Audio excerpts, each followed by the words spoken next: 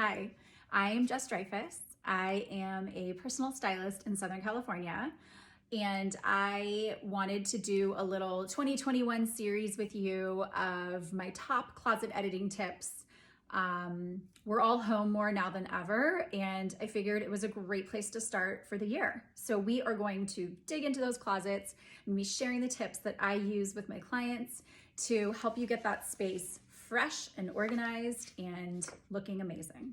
Okay, so when I start working with a client in their closet, I don't want you to think of your closet anymore as just a place where you shove things and then close the doors and boom, no one sees it. I mean, I get it.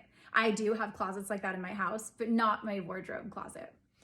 I want you to think of your closet as a workspace. I want you to merchandise it like a beautiful boutique, like your favorite store.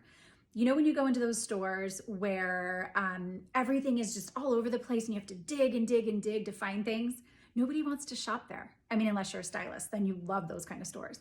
But people want to walk into a clean, bright, beautifully merchandised situation. That's where you're going to want to shop, and that's where you're going to want to get dressed. So that is number one. That is the goal, is to get your closet looking like a beautiful boutique. So in your mind, picture your favorite store, and that's the goal we're working toward. Okay, so that is the end goal here. The first tip or first step to getting there is a big one. And this one is the hardest for every single one of my clients. So are you guys ready? What stays and what goes? This is really, really tough. Trust me, I understand. There can be a lot of sentimental and emotional attachments to clothing and to items, and I fully respect that and I understand it. So these are the questions I ask myself and my clients when we begin going through their closet, okay? Some of these are gonna be hard rules, and some are gonna be different for everyone in their particular situation. So if you have questions about your particular situation, please just send me a DM or write it in the comments. I will happily answer your question for your specific life, okay? So number one, if the item has stains, rips, or is just worn, it has to go. There's no exception. This is a hard rule, okay? So go through that closet. Anything that is worn, has rips or stains, it's out of there, okay? Number two, does it fit?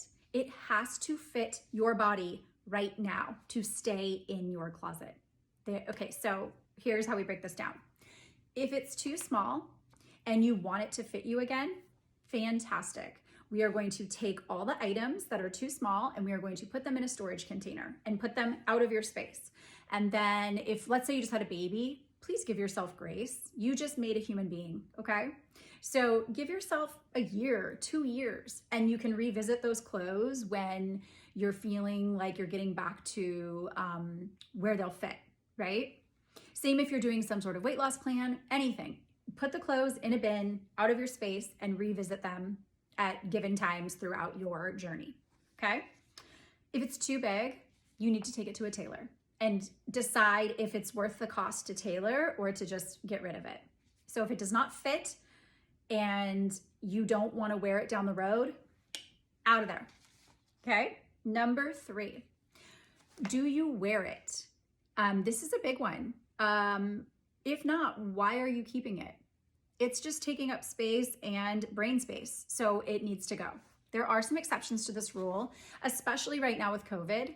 So with COVID, let's say you have some sort of corporate job and you're now working from home. So you are wearing sweats or pajama bottoms on the bottom, no problem. You are gonna take all the clothes you're not wearing for work.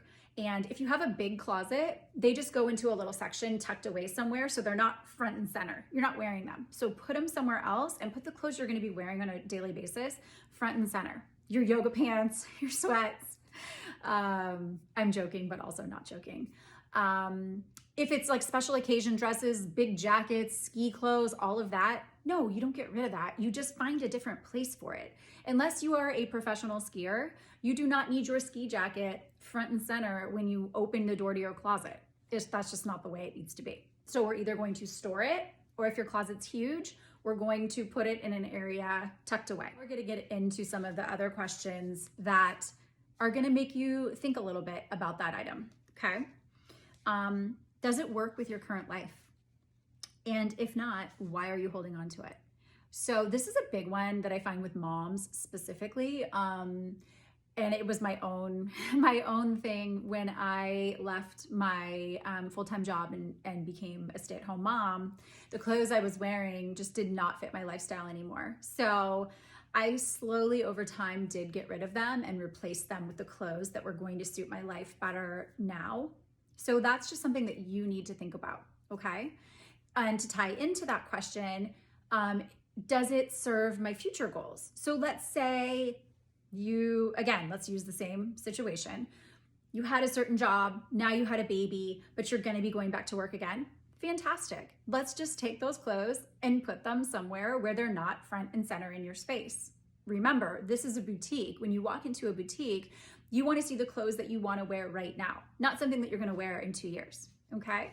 So those are the tips for day one, step one of keep or toss. I'm trying to keep this short and tight, so I actually have a more detailed blog post that I wrote back in June. It is linked in my bio, so you can head there and get a lot more details about the steps I'm talking about. You can also head to my website, www.jessdreyfus.com. It's also linked in my bio, and you can download a digital copy of these steps that I wrote, and they're right there on my website. All you do is put your email in, and these will be emailed to you. So thank you for being here and following along. I will be back tomorrow with step 2. And again, like I said, if you have any questions that are more specific to your life or to some of the things I touched on here, please DM me or put them in the put them in the comments, and I'll see you tomorrow. Bye.